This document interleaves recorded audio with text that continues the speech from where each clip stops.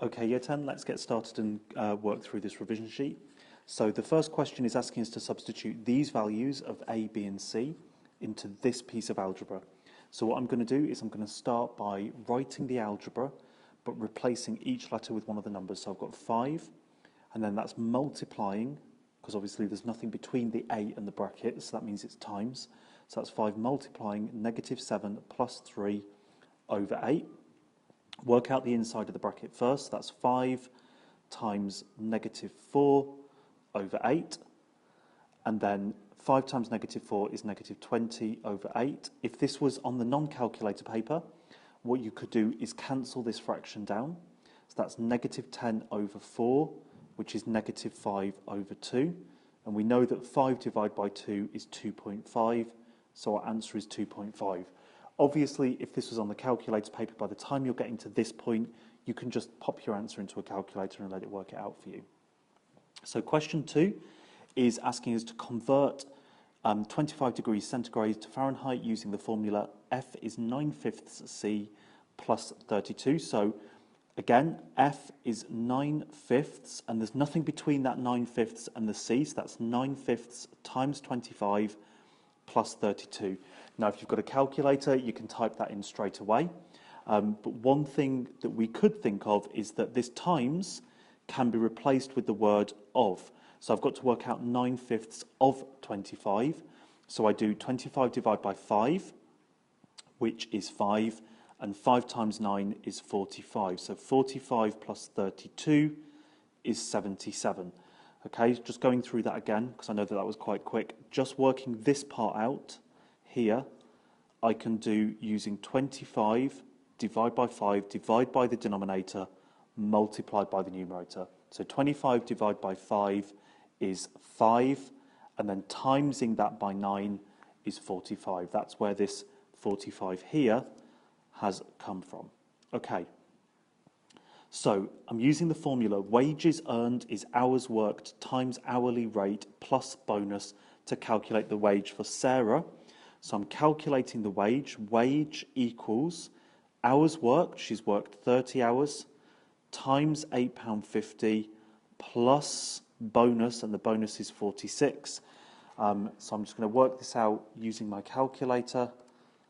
Add 46 equals £301. Okay, excellent. Question 4.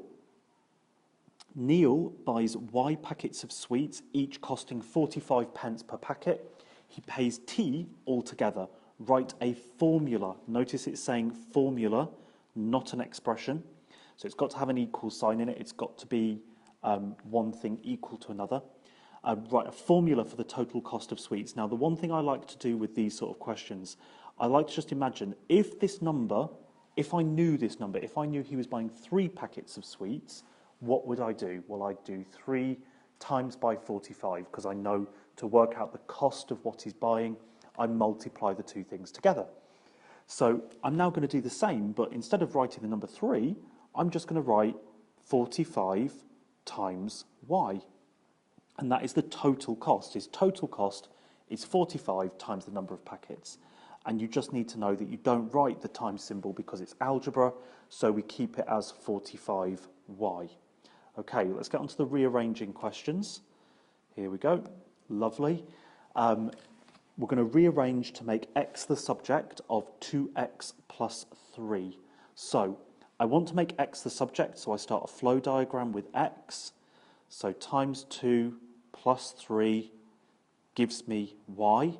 Work backwards, minus 3, divide by 2, gives me back to x. So starting at the right-hand side, y take 3 divided by 2 is x. Question 6 looks more confusing, but actually it's a little bit easier. I'm making r the subject of c equals 2 pi r. So I start my flow diagram with r. Now there's 2 ways you can go about this flow diagram. I'll do it the way I saw most of you attempting it in class, but I'll also mention the other way in just a moment. So I start with r, I times it by pi, and I also times it by 2, and it gets me c. So if I work backwards, I do c, divide by 2, divide by pi, gives me r. So c divided by 2 and also divided by pi gives me r. Okay, the other way we can think of this flow diagram is starting with r, it doesn't just times pi, it times 2 pi. Keep them together because they're both timesing it. So times by 2 pi gives me c, so c divides by 2 pi to give me r, so c divided by 2 pi is equal to r, and we've made r the subject. Okay, so third rearranging question is looking at a equals pi r squared, making r the subject again. So I start with r, the first thing it happens to it is I square it.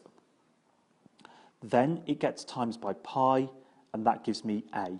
So working in reverse, a divides by pi, and the opposite of squaring is to square root. Now I'm writing them out in full. If you've got a notation that you can use, then by all means use that notation. If you like writing a little 2 and you know what the little 2 means to you for squaring, and you want to write the square root symbol, I'm totally happy with that, okay? As long as you don't get confused with what you're writing, this working out is for you, for your understanding. It's important to get the order right here, and if you look at r, remember BIDMAS, we do the squaring before the multiplying. So that's why I've got the squaring first. Okay, so I've got a divided by pi, square rooted. I've got to make sure, because that square root's coming now, that the square root goes over everything equals r. So there's my rearranged formula. Okay, getting on to a couple of tricky identity type questions. I've got this expression here, and the expression is saying a and b are things to be found. So first thing I'm going to do, I'm going to expand the brackets because that makes sense. So 2 multiplies the ax and multiplies the 5, so that's 2ax minus 10 plus 15x plus 3b, and that has to be identically equal to 21x plus 2. Okay, simplify the left-hand side. So I've got 2ax plus 15x. I'm just bringing my x things together. Minus 10 plus 3b is equal to, identically equal to, 21x plus 2. So if I look at the x parts, I suppose you didn't need to actually write them next to each other. Okay, you could have done it from this line here. It would have made sense. You just take care about checking which terms have all got x in it. These terms must simplify to make this. So I've already got 15x, and I need in total 21x. So 2a must be equal to 6, because 15x plus 6x makes the 21x. That means a is equal to 3. And then if I look at the number terms, okay, I've got negative 10 plus 3b equals to 2. Well, that means that 3b must be equal to 12, because if I add 12 onto negative 10, then I get to 2, which means b is 4. Okay? Let's have a look at the second expression identities question. This one's a little bit easier, but there is a negative you've got to be careful of. So the 7 multiplies both things. That's 7x plus 28. Now, when you're multiplying out the second bracket here, be very careful. This here isn't just 3. It's minus 3. So that's minus 3x, and minus 3 times minus 2, a minus times a minus makes a positive. So that's plus 6. Now we can simplify in the usual way. So 7x take 3x is 4x, and 28 plus 6 is positive 34. Okay? What I now need to do is compare that to how my answer should look. It shows something factorized. So I need to factorize this answer. Okay? So I'm looking at this factorized expression. I'm looking at this expression that's unfactorized, and I can see I can put 2 in front of the bracket. That means I've got 2x inside the bracket plus 17. That means A is 2 and B is 17. Okay. Third identities question is, again, something a little bit complicated, something with more general algebra. So what I need to do is, if I expand this, I know where I'm starting from. So expand the first bracket, 3a minus 12. It's positive in front of this bracket, so that's nice and easy, plus 4a plus 20, and then the plus 9 at the end. So we're going to collect terms together. So I've got 3a plus 4a, so that's 7a. And then I've got minus 12 plus 20 plus 9. So minus 12 plus 20 is plus... I've made a mistake. Oops. I've just noticed I've made a mistake, because I'm trying to look and compare it to this. Hopefully you spotted this. Oh, and there's the pips as well. That's always good. I'm not going to pause the video because I've already recorded a fair bit of it. But what I have spotted is that this isn't 20, because 2 times 5 isn't 20, it's plus 10. So when I'm coming to simplify this part, I've got minus 12 plus 10, that gets me to minus 2, and plus 9 gets me to plus 7. And this factorises with 7 in front of the bracket, a plus 1, which is exactly what they're telling me to aim for. Okay, a good tip there for when you're in an exam, if you're asked to show something and you're not getting the same answer, go back and just check what you're doing, because if you see that there is something wrong in your answer or in your working, you can go back and correct it and make sure that you're getting it right. Okay, flowcharts. Work out the output when the input is 1. So if I'm putting 1 here, I do 1 take away 4, well that's minus 3. Then divide by 2 is negative 1.5. Okay, 1 minus 4 is minus 3, and then divide by 2 is negative 1.5. Going the other way, I need to reverse the flow diagram, so that's times by 2 and add 4 to get me back to the input. So if I'm putting 5 in the output space, 5 times by 2 is 10, add 4 is 14. Okay, question 12 is a bit of a killer question. It's got a lot going on here.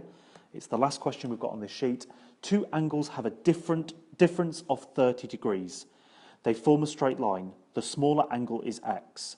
Write down an expression for the larger angle in terms of x. Well, there's 30 difference between them, so the larger angle must be x plus 30, because when you take them away from each other, they give you 30. Right, the final part of this is actually making an equation, which we haven't done yet, but it is quite nice and easy. So we haven't quite done equations yet, but it is quite a nice straightforward one, and it's an interesting question. So if I know that together these angles make a straight line, then I've got my smaller angle, which is x, and if I add it to the larger angle, x plus 30, we've already worked that out here. If I add them together, they must add and make 180 degrees, because that's what I know a straight line is. So if I simplify this, I've got 2x plus 30 is equal to 180. And now we're trying to solve the equation. Now, we can do this using the flow diagrams that we've already seen. So we can go x times this by 2, adds 30, and gives me 180. So we can work backwards to work out what x is. So 180, take away 30 is 150, and then divide by 2, x is 75. Hope you found the videos useful, ladies.